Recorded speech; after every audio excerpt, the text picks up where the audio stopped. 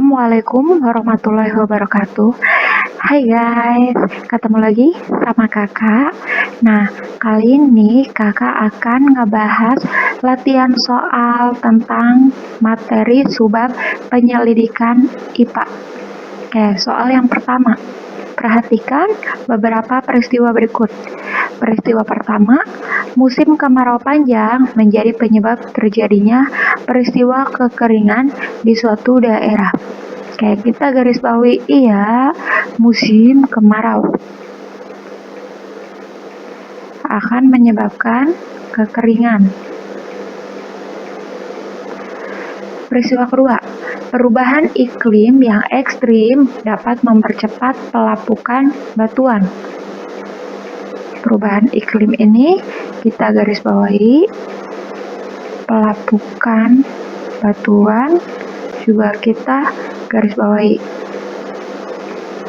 Beruang hitam di Meksiko membutuhkan waktu hingga beberapa minggu untuk berhibernasi. Kita garis bawahi di sini subjeknya beruang hitam. Dia melakukan hibernasi.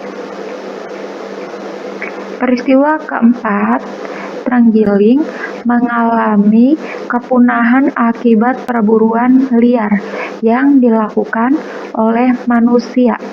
Kita garis bawahi terenggilingnya. Kepunahan juga kita garis bawahi. Peristiwa kelima, mencairnya es di kutub disebabkan oleh adanya kenaikan suhu di permukaan bumi. Ini kita garis bawahi mencairnya es.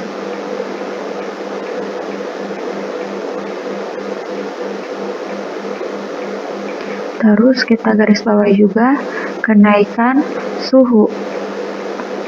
Nah, yang ditanya peristiwa yang termasuk dalam gejala abiotik. Kita bold, kita garis bawahi.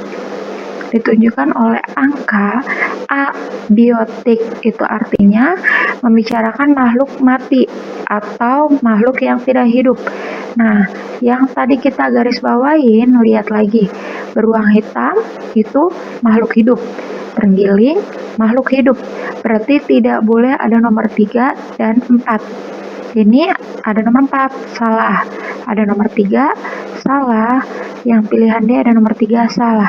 Berarti pilihan yang benar adalah B, 1, 2, dan 5. Kita jawab, jawabannya adalah B. Oke, sekarang soal nomor 2. Raifa ingin melakukan percobaan untuk mengetahui pengaruh cahaya matahari terhadap pertumbuhan kecambah. Sebelum melakukan percobaan, Raifa mengatakan kepada teman-temannya bahwa cahaya matahari akan memengaruhi pertumbuhan kecambah. Perkataan Raifa tersebut sebenarnya menunjukkan proses keterampilan IPA berupa keterampilan. Kita garis bawahi intinya ya. Jadi di sini si Raifa itu sebelum melakukan percobaan, dia mengatakan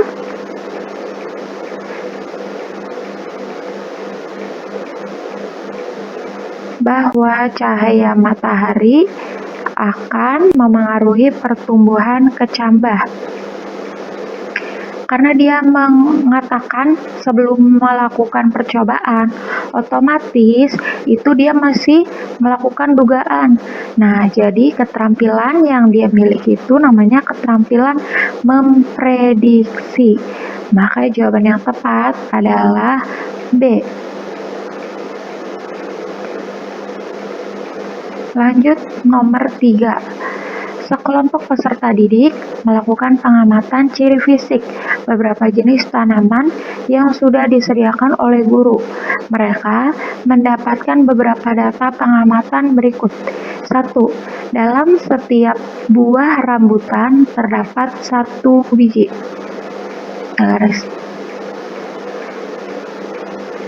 Nomor 2, bunga sepatu memiliki mahkota berjumlah 5. Nomor 3, batang tanaman melati memiliki struktur yang keras.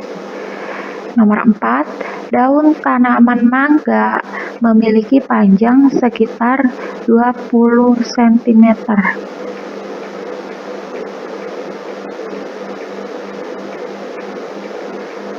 Nomor 5, daun pepaya mempunyai jenis pertulangan daun menjari.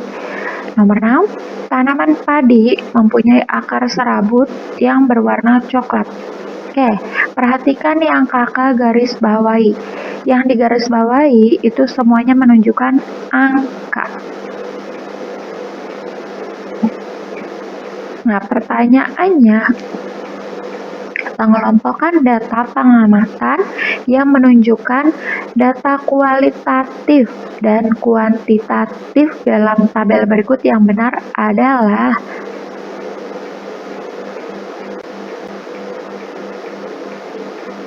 Oke, pertama kuantitatif. Kuantitatif itu bisa ditunjukkan dengan angka. Yang tadi udah kakak garis bawahi, yaitu nomor 1, nomor 2, dan nomor 4. Maka jawabannya A itu adalah jawaban yang tepat. Kita jawab di sini jawabannya A. Oke, sekarang nomor 4.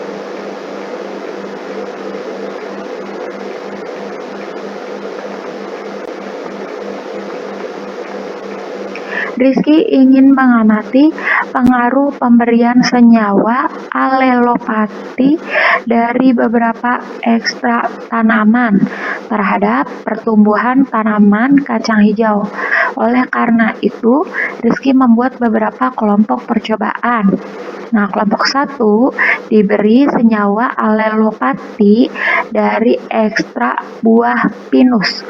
Kelompok 2 diberi senyawa alelopati dari ekstrak akar jagung. Yang kelompok 3 diberi senyawa alelopati dari ekstrak daun alang-alang.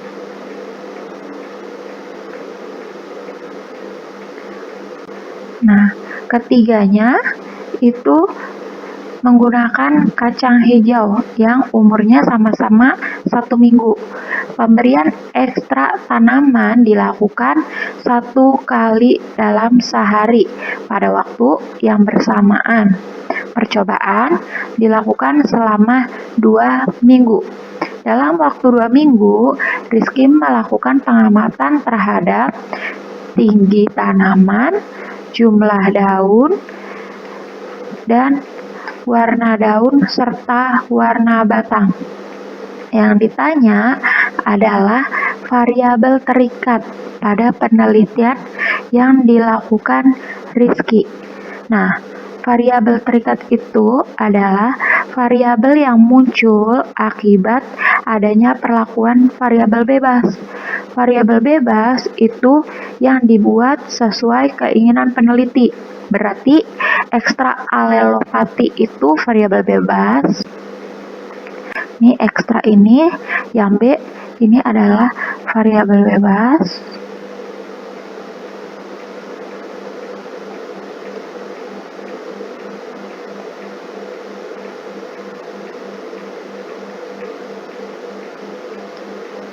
Terus tinggi tanaman, jumlah daun, warna batang, dan warna daun.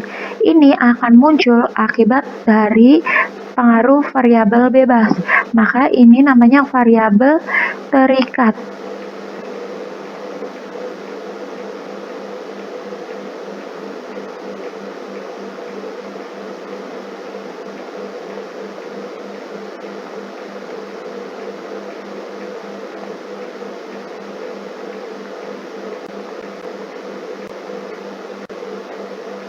Umur tanaman kacang hijau, frekuensi penyiraman, dan waktu pengamatan dilakukan secara bersamaan. Otomatis ini adalah variabel yang dibuat tetap. Maka ini namanya variabel kontrol.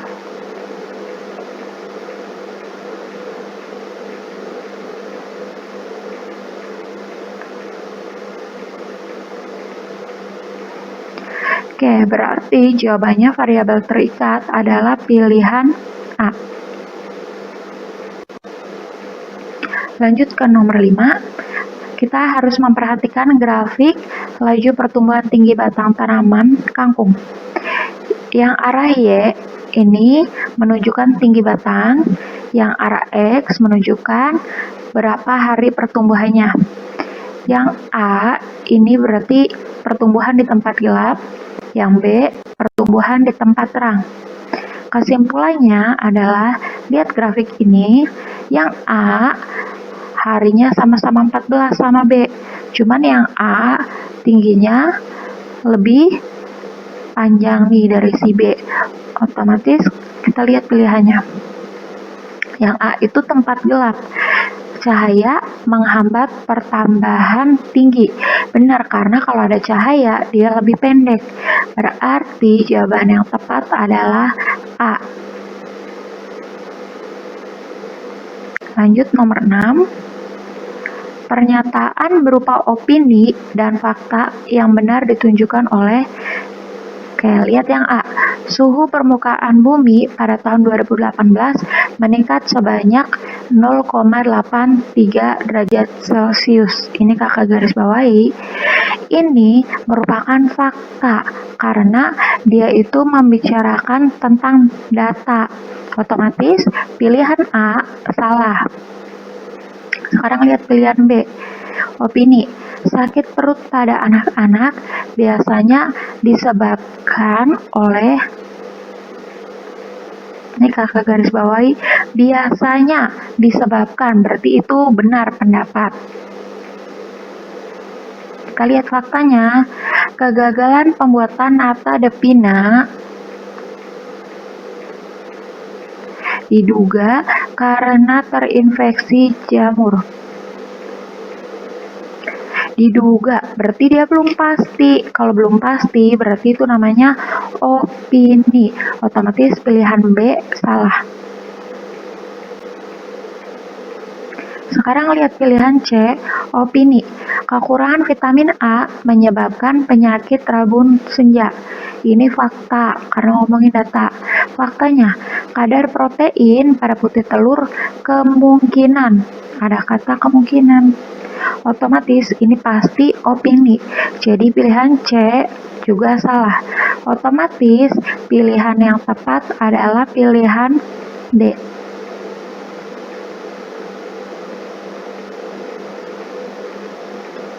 Lanjut soal nomor 7.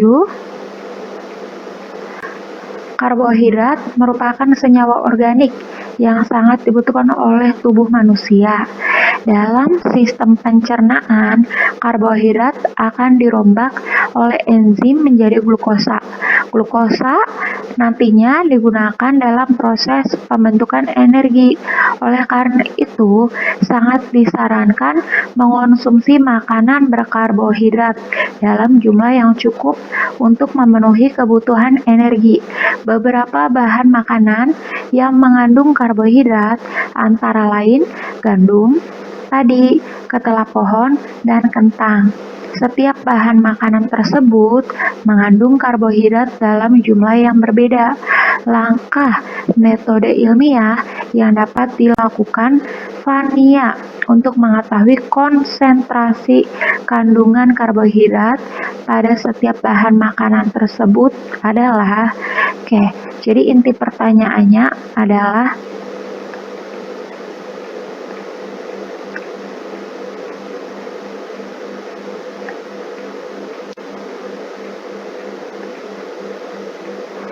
metode ilmiah apa yang dipakai untuk mengetahui konsentrasi kandungan karbohidrat pada tiap bahan makanan.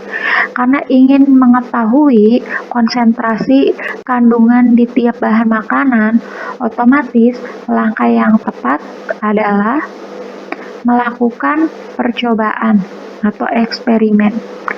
Maka jawaban yang tepat adalah D.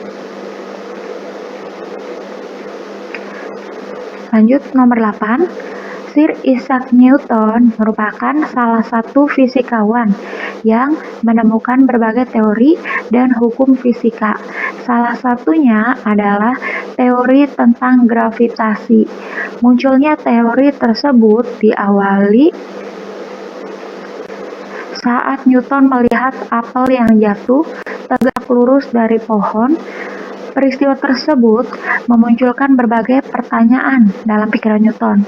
Berdasarkan peristiwa tersebut, Newton melakukan penelitian hingga akhirnya menemukan teori tentang gravitasi. Berdasarkan uraian tersebut, dasar ditemukannya konsep tentang teori gravitasi adalah sikap ilmiah yang dimiliki Newton berupa Oke, di sini kakak garis bawahi memunculkan berbagai pertanyaan. Nah, otomatis dia ini timbul jiwa kekepoannya. Nah, karena dia kepo, berarti di sini sikap ilmiahnya yang dimiliki adalah selalu ingin tahu. Berarti jawabannya adalah C. Lanjut nomor 9. Dedi melakukan penelitian kandungan gizi yang terdapat pada dua produk makanan, yaitu makanan A dan makanan B. Berdasarkan hasil uji, diketahui bahwa produk makanan B lebih menyehatkan daripada produk makanan A. Walaupun Dedi suka mengonsumsi produk makanan A, dalam laporan hasil penelitiannya, dia tetap menuliskan bahwa produk makanan B memiliki kandungan gizi yang lebih baik. Berdasarkan uraian tersebut, salah satu sikap ilmiah yang diterapkan Dedi adalah di sini kita garis bawahi ya. Walaupun Dedi suka mengonsumsi makanan A, tapi dalam laporan dia tetap menuliskan bahwa B mempunyai kandungan gizi lebih baik. Otomatis dia ini jujur kan? Nah, berarti dia itu tidak subjektif. Karena aku suka A, berarti aku akan tulis A yang lebih baik. Itu namanya subjektif. Kalau objektif, dia itu tidak memikirkan pendapat dia sendiri. Berarti jawaban yang tepat adalah A, objektif. Kita jawab A. Lanjut nomor 10. Dalam melakukan penelitian di laboratorium, seorang peneliti tidak boleh membuang limbah bahan kimia berbahaya secara sembarangan ke lingkungan. Limbah tersebut harus dinetralkan terlebih dahulu sebelum dibuang ke lingkungan. Hal ini menunjukkan bahwa seorang peneliti harus memiliki sikap ilmiah berupa